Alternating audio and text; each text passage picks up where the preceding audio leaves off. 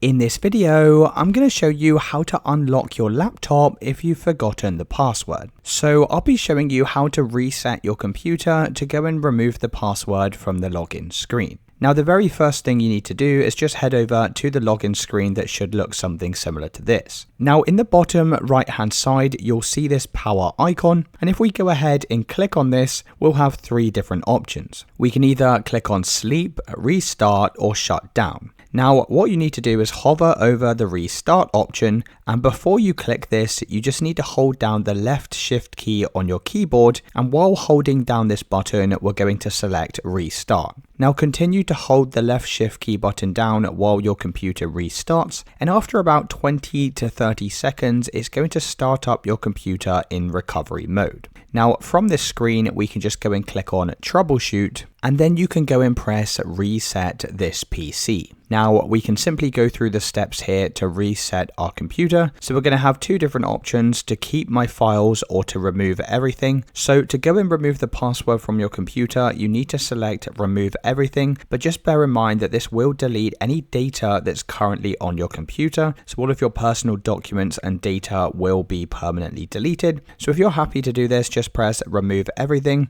and after a couple of seconds, it will ask to cloud download or local reinstall. We're going to press cloud download, but if for some reason this option doesn't work, you can always do the local reinstall instead. This is just basically how we're going to reinstall Windows onto our computer. So now once you've done this, you can just follow the steps on the screen to go and reset your computer. And once you finish, this usually takes a couple of hours, and that will go and remove the password from your laptop or computer. So that's it, guys. Let me know in the comments if you found this video helpful.